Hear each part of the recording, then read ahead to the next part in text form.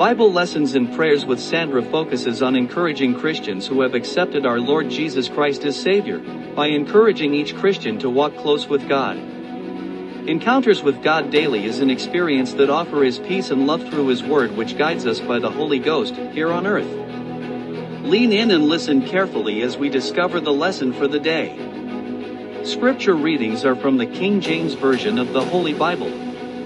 As we learn God's truth, let's make a purposeful change. Now, let us begin.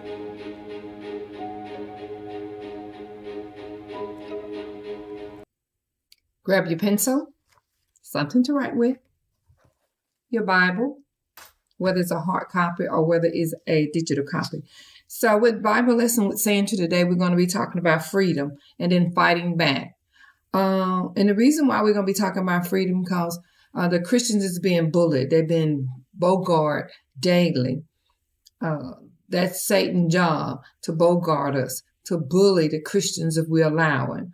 What Satan does, that he comes and invade our thoughts if we allow him to.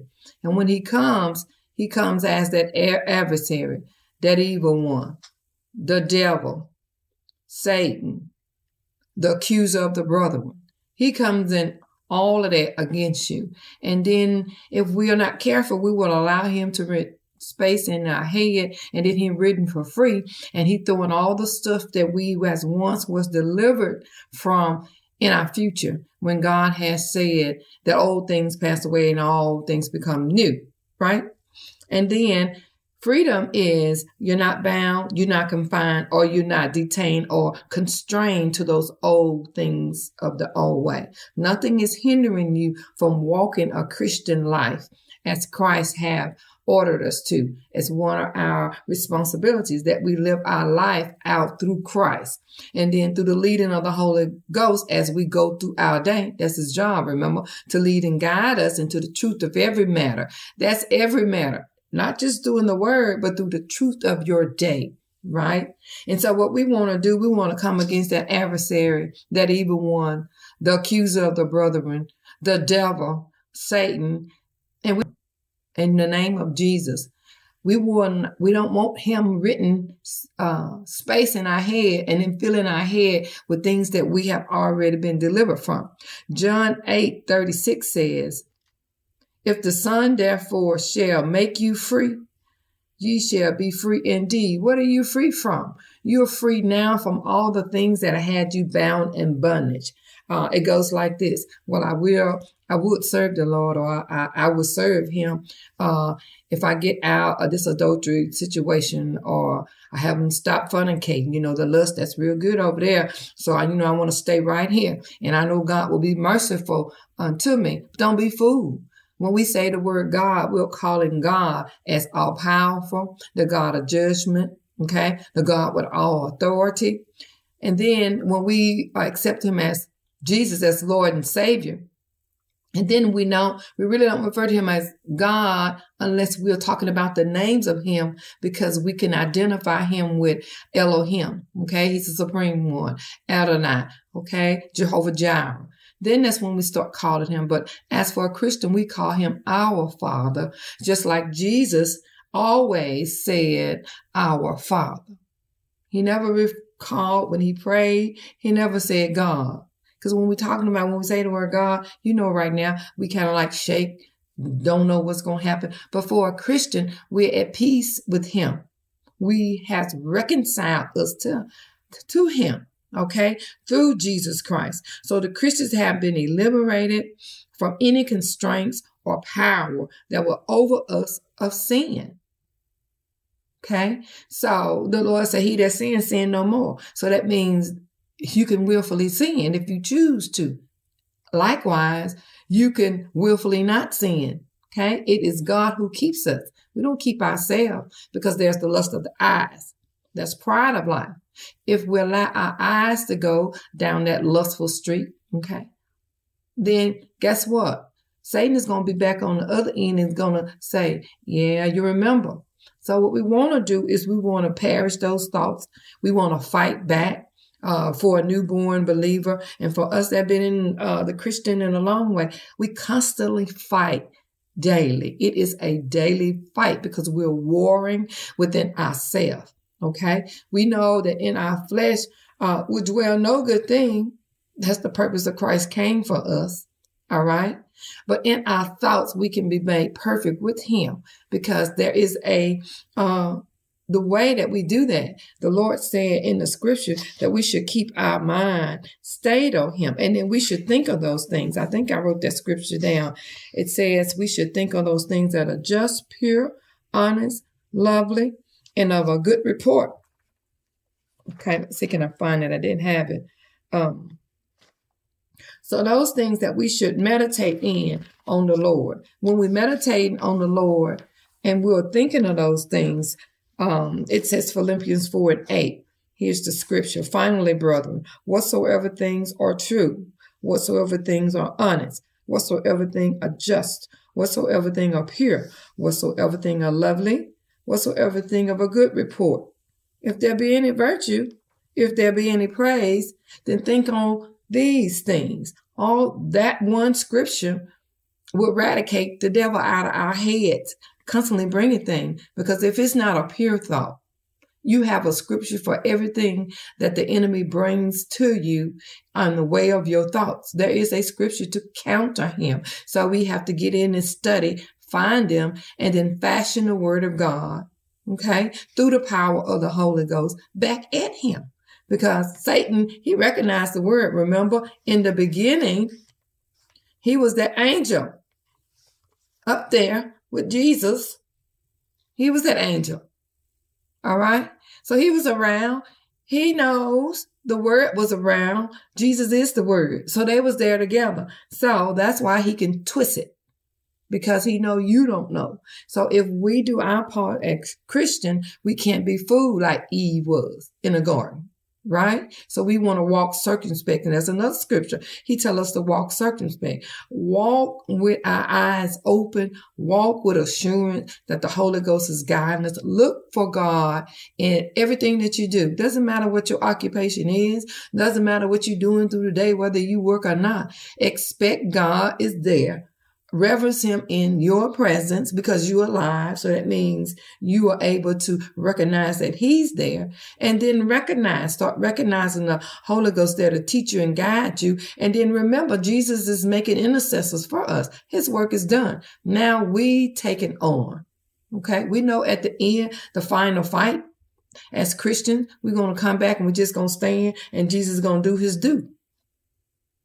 Right? So, but until then, we got to walk this walk out in faith. All right? And we live in faith because the Christian, we live in seconds, minutes, and then hours. Between the second and the hour, a lot of things will happen. Okay? And that's when the enemy comes in. We really live by faith. God has given us the measure of faith that we can live by. So from the second to that hour, we trust in God. We don't know what's going to happen. Okay. We're always living in the now, never in the present until you get to that hour or till you get to that time frame. Our lives are in a time frame. In every interval, something happens until the end of our lives. So on our journey, we must fight. We must not be bullied. We must not be cowered down unto the enemy. We must take the word of God, learn of it, and then learn how to fashion that sword against that evil one. Okay. Romans 6:11-12 says, likewise, reckon ye also yourself to be dead indeed of the sin, but alive unto God through Jesus Christ our Lord. So right now you are dead to sin. The sin that you committed, and the sin that you shouldn't commit today, you are dead. If it's dead, it's not alive.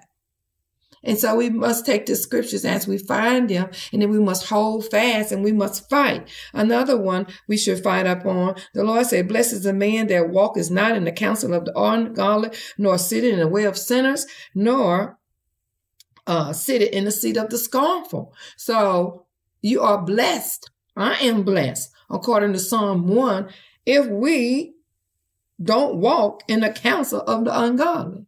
So the ungodly is Satan counseling you in your brain. So how do we filter that out? We go through the word of God. But if you're not reading the word of God, meditating. So in the morning times, during our daytime, we're in a meditative state as a Christian. We gotta be. That's how we walk circumspectly. We're walking in a meditative state. It doesn't matter if you're cooking. You cooking and you got a meditation in your heart. You got God's scriptures on your mind. Honey walk in, hey, sweetheart, or hey, whatever. You reach up, he smack you on the jaw. Have a good day. Yes, I have a good day and I'm thankful.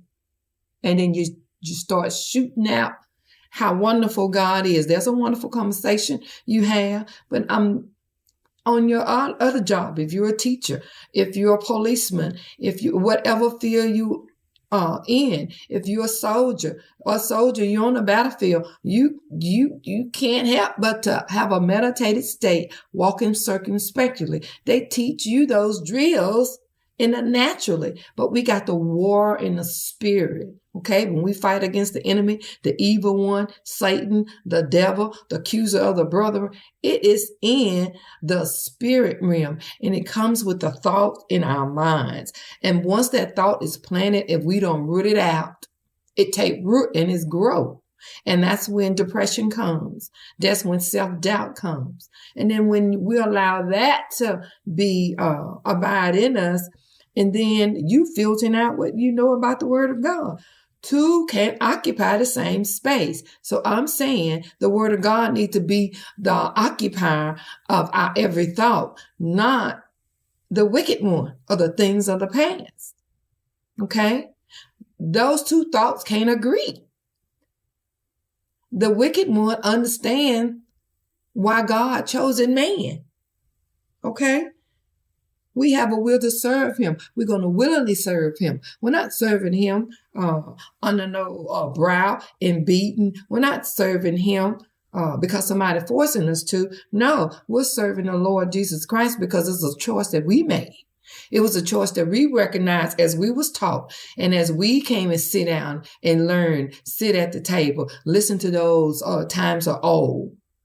And then God drew us because we was ready to be drawn to be called the sons of God. Okay. So in our fight, we're not going to take ground. We're going to walk in the liberty what God has given us, and we're going to fight the enemy. We're going to use the word of God that God has given us, and we're going to fight. And we know in Corinthians, the 6th chapter 9 through 20, 1 Corinthians 6, chapter 9 through 20. You can read it in your independent study. It talks about sin. If you read it, you're going to find yourself, or has been. If I read it, I'm going to find myself, or has been. So that's why we should be merciful towards others. Again, Satan will bring all those things back. Remember when. We ain't trying to remember when. We're in the present right now. We remember now what Jesus Christ has done for us. And that's what we tell the enemy. Okay. Another scripture you should bring back in fashion against the enemy. Let me give you one. I think okay. Casting down every imagination. That's 2 Corinthians 10 and 5. You're going to cast down that imagination and every high thing that exalts itself against the knowledge of God, and then bring it into captivity every thought and obedience of Christ. Those things that comes up in your mind, in your imagination, that's going to exalt itself against what you know that God has told you, then you got to cast that down. If you don't cast it down, it takes root and then it becomes a part of you. And then you're wondering, okay, I can't get past this. It's in your head. You got to get it out of your head. You got to uproot it. Okay. You know, those that like to plant, sometimes we have to remove. In a garden, we have to remove those old roots out of that garden so we can and put in new things. That's what we have to do with the word of God. The word of God is a seed.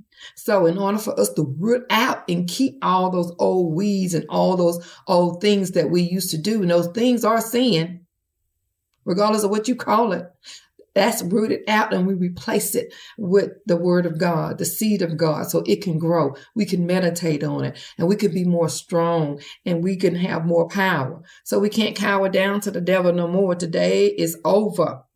Now that you know that he's the wicked one, the evil one, the accuser of the brother, he's going to accuse you every day unto God. Okay? He wants you to believe it, but God know who he redeemed. God know it's not so. God know that you're going to purposely walk in the way. God know that you're going to trust the Holy Spirit to lead and guide you. Okay. God know that Jesus Christ is interceding for us right now. So, I'm going to stop at this point. So you're going to listen to part 2 as soon as part 2 comes, because we want to make sure that we have all the tools that we need to rise up and fight against that adversary. We're not going to want to be bullied no more. We've been bullied too long. Too long we've been bullied. We won't say anything. We just cower down. We just want him to go away. How many, that bullies don't go away. They only get louder and louder. They only get selfish and more selfish. And they apply in order to destroy you, to get you off path. What they can't do is take your end result. Your end result is we're going to be with Jesus. So he can't mess with that, but he want to terrorize you on your way, right? But we refuse to be terrorized. Bless you. Till next time.